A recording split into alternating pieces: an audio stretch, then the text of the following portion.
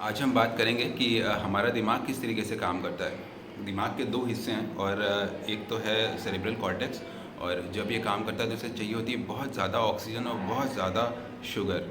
तो इसको इस्तेमाल करना इकोनॉमिकल नहीं है, यानी कि ये बहुत ज़्यादा रिसोर्सेज खर्च करता है। दूसरा हिस्सा है सब कॉन्शियस माइंड, जो माइंड का बड़ा हिस्सा है, जो हमें बंदरों से मिला हुआ है।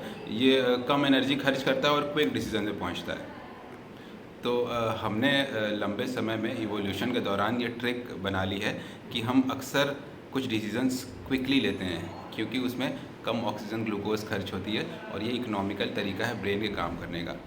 उसी चीज़ के बारे में जब हम डिटेल में सोचते हैं तो हमारा डिसीज़न कई बार अलग हो जाता है। डिटेल में सोचने में बहुत थकान महसूस होती है, बहुत ज़्यादा एनर्जी कंजम्पशन होता है, लेकिन सभी पहलुओं पर विचार करने के बाद रिज़ल्ट जो होता है वो ज़्यादा परफेक्ट होता है। तो प्रकृति में हमने किस तरीके से इस ट्रिक को अपनाना शुरू किया।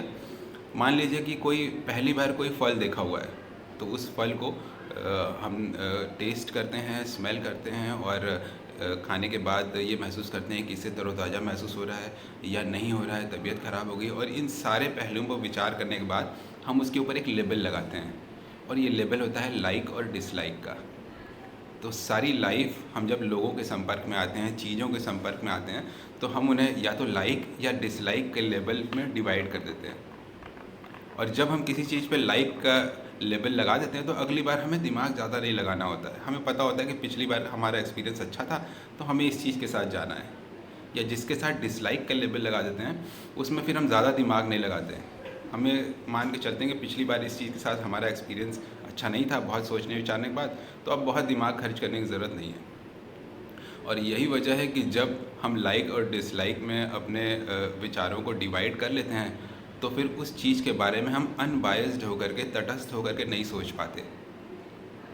उदाहरण के तौर पर, अगर आप किसी फिल्म स्टार के फ़ैन हैं और आपसे बहुत पसंद करते हैं, तो उसकी की गई कुछ गलतियों को आप नज़रअंदाज कर देंगे, वो आपको हमेशा ही अच्छा लगेगा।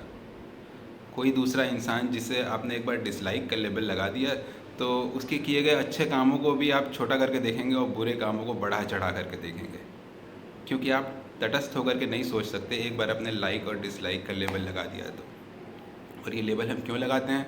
इवोल्यूशन के दौरान हमारे माइंड ने सीखा हुआ है एनर्जी बचाना।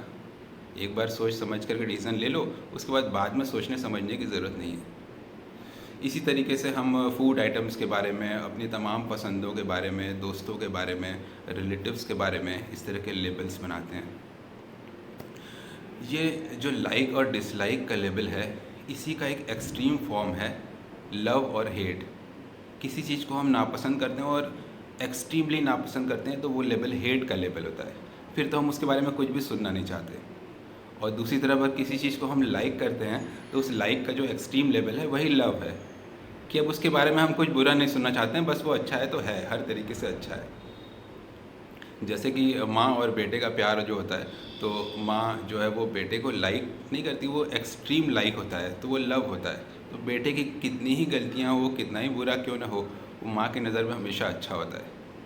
तो जब भी हम लाइक और डिसलाइक का लेबल लगाते हैं, लव और हेट का लेबल लगाते हैं, तो हम चीज़ों को तटस्थ होकर के, न्यूट्रल होकर के नहीं देख सकते। तो हमारी दृष्टि जो है वो जजमेंटल बाधित हो जाती है। हम चीज़ों को जिसको लाइक करते हैं वो हमें हमेशा ही अच्छा लगता है। तो ये था आज का वीडियो, और इस तरह के और भी वीडियो बनाएंगे।